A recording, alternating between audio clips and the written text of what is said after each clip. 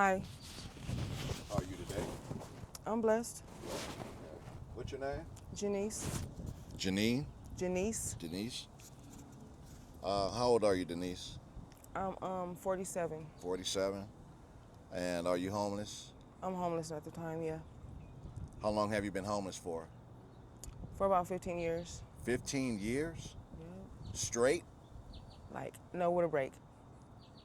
One of my homeboys, we grew up together, and actually we was rivals from San Bernardino, and we didn't treat our friendship like that. We stayed friends. So for like 4.5 years, him and his girl let me come live with him. Okay. So how long was that break for? About 4.5 years. 4.5 years.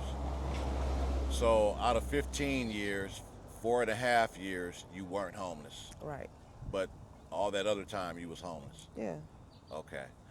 How did you become homeless to begin with? Um, Honestly, my daughter rebelled, and she ended up calling the people, and they came and investigated, found out that she wasn't completely telling the truth, and even though she made a report, they still took my kids from me, and that sent me into a kind of like a, depression spiral downward. Okay. And what was that report about? um, she said I hit her in the face with a brick, Oh, but actually I did fire her up though. okay. I really did, but not with no brick. Okay. All right. And how many kids do you have? 3. 3 kids. How old are they?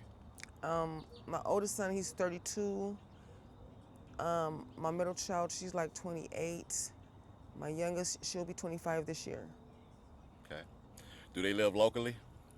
My son, he's in Georgia, and my 2 daughters, they live locally out here.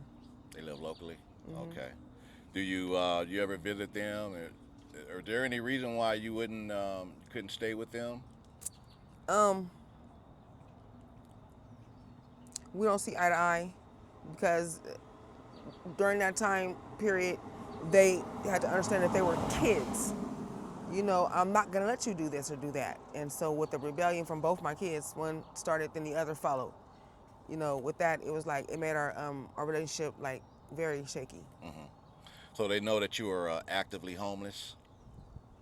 Actually, I really don't know. Hmm. When's the last time you talked to them? Um, when my family was down here, we had like a family get together. That was like 2 years ago.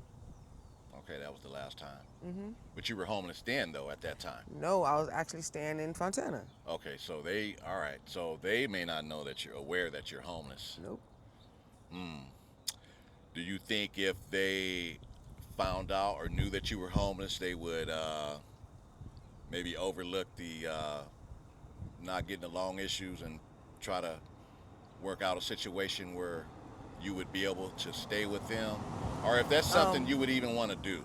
I wouldn't even consider it unless the lie ends, because I will not step into something, especially trying to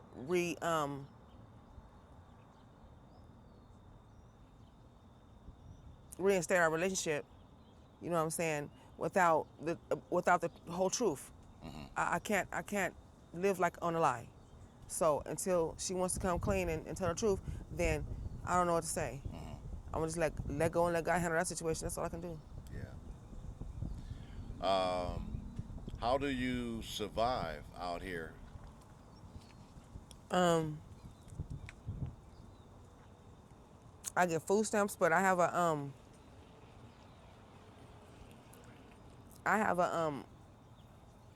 boyfriend that he he has a mother and father, and he lives at home, but he's actually out here with me just to make sure I'm okay. Hmm. You know, and he works. You know, um, Does he have his own place? no, he does not right now. Okay, so he lives with his parents right Right. now. Hmm. Okay. Do you go through any like bad times or situations, or have you been through any bad situations being homeless? Of course. I mean, it comes with the whole being outside, and it just now I understood way back in old times when you close your door at nighttime, and you stay in. and you don't roam around outside. I understand that now. You know, you roam around, you get subject to this, that, and the other. You know, I've been raped twice. I've been hit by a couple of cars, and the last one was a police officer who had just hit me with a car. And so I'm about to get paid and sit down this time. So, yeah. Okay. And then I'm gonna do some other things that I need to do for San Bernardino also. But, you know, I mean, God has me out here for a reason, so I'm not gonna question what his reasoning is. All I know is he's working it out for me right now. Okay. Well, yeah. Right. Absolutely. Um, how do you deal with, like, right now it's summertime and it burns up? You know, it gets hot. 100 degrees. Sometimes I wonder, you know, what is that like? I mean, I have an idea because I go camping. And if you're in a tent, you know what I mean. Yeah, you kind of get an idea. But how do you deal with that? Um, continuously every day. If it's like 100 degrees, you have a way of avoiding that. You gotta have some nice thick tarps, easy up or something, Yeah. to shade you because there's hardly any trees. So Does that work? it works. It works in a sense. Yes, it does. It does. Because we're not completely under the element of the sun.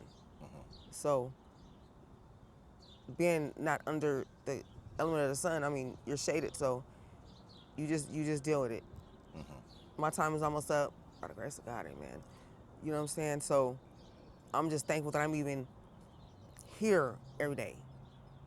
You 'Cause say your time is almost up. What do you mean by that? being out here, Oh, because you have. they've approved me for housing, and so in about 3 weeks, almost 4 weeks, I'll be in my apartment because a lot of things that happened to me, I suffer from PTSD, and so with that, that's like a serious mental condition, and I didn't know that. I didn't know why I was having all these mood swings and stuff until I actually went in and was curious about it and found out what was really going on with me. Right. So, and that's funny because had I not been out here, I wouldn't even thought about it, wouldn't even considered it, would have been just thinking I know what I'm talking about or something. But it's not all bad. It showed me that I have a mental condition that I needed to take care of. Keeping it real. Right. Absolutely. Um, so, what is the hardest thing for you about being homeless? Having nowhere to use the restroom. Nowhere to use a bathroom. Okay. Trying to stay clean. Yeah. You know, that part. Right. That's the hardest thing ever. Um, yeah. So that goes along with yeah, probably like showering or keeping up with your hygiene. Where Right. how do you manage that? Do you some people, I think they use like store bathrooms and stuff like that, uh, or wherever they can. Well, What about you? I've been grateful. I've been blessed straight up, and I'm grateful for it because I've had a lot of doors open for me, different people that allow me to shower at their spot. Okay. You So know what you I'm do saying? have some people that'll look out for you. Right, I do. I do. Okay. That's cool. Not to wear out my welcome, so in between times I kind of like get my little water and Yeah. wash up and then rinse off, So Right. Right. Do you have any regrets in life with maybe bad choices of or course everybody decisions? does. Everybody has regrets. Everybody wish that, they could have done things differently. But there's no such thing as, hi Valerie, I'm good, how are you? You too, you ain't got no cigarette? Can I get one? I'm fiending. I'm doing a homeless interview right now. Come on. Come on, give me a cigarette. On YouTube. Come on, girl. Come on. This is reality. This is everyday life. You know what I'm saying? Like, that's my friend right there. We connected on a spiritual level, and ever since then we've been like this. Just the respect that we have for one another is outstanding. And as long as people can respect one another, and if you're wrong, apologize and just straight out just keep it real. I think everything would be like smooth sailing, but people can't do that. Mm-hmm. That's why I have a lot of friends like, she stopped. What are you doing, Niecy? Yeah. You know, Yeah. friends like trying to see what's up with me. I have a lot of people that look out for me right now. Yeah. Because I'm not physically able to do a lot of things Right. no more, because of the accidents I've been in. But you know, it's a lot of people that look out for me straight up, and I appreciate it. I appreciate it. You seem really intelligent, and you know, I mean, a lot of people, homeless people, you know, they're so messed up from drugs, you know, that they're incoherent. But you seem to be pretty articulate and pretty intelligent. Um, do you use at all, or I use crystal. okay? I smoke weed. I definitely smoke cigarettes. That's what I'm asking for, a cigarette. Pretty good. Yo, knock your mess off. How you doing? Yeah, it's everyday struggle, you know. Everyday struggle. Everyday struggle. This is one of my partners right here. Everyday struggle. Yeah. But How long have you guys been knowing each other? Like 3 years. Something like that. About 3 years. About 3 years. Put you on 3. Yeah. All right. We out here. Yep. I met her through one of my other friends, Yeah. and That's the friend I'm looking for right now.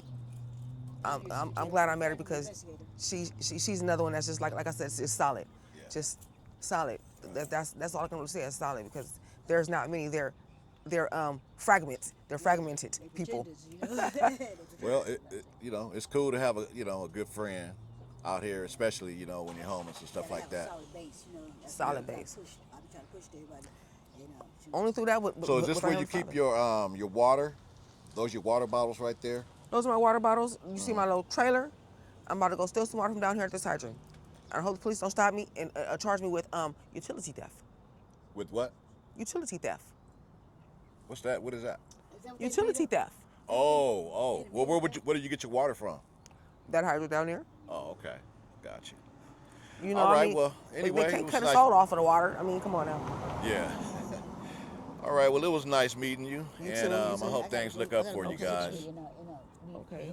And Okay. That's this camper up in there, though. I'm not sure. No, it's not. Okay. you take care of yourself, okay? Okay, Val. All right.